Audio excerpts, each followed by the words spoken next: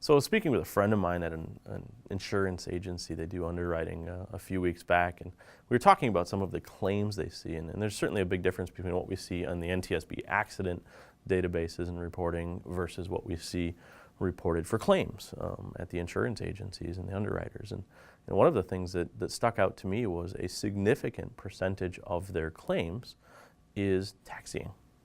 I know the pilot was heads down and taxiing and clipped their wing on a hanger. Or they were taxiing with their heads down and accidentally clipped a runway light with their prop as they zigzagged.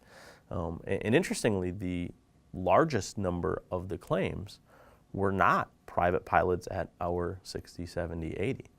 The largest percentage of the claims were actually pilots who had recently upgraded their aircraft or had recently upgraded their avionics packages.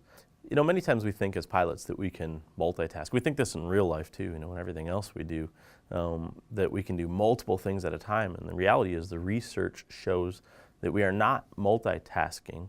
We're actually just switching tasks. So when we break that focus of tasks, we're not actually doing multiple things at once. We're just doing more things at the same time with smaller breaks between them.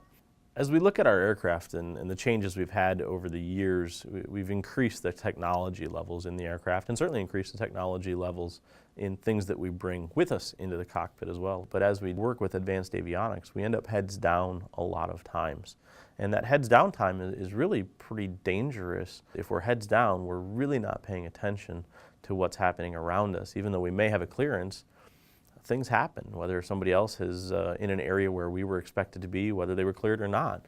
The best advice is to stop. And I know we want to keep our airplane moving as we think about costs of rental or gas costs. You know, we want to get those airplanes moving.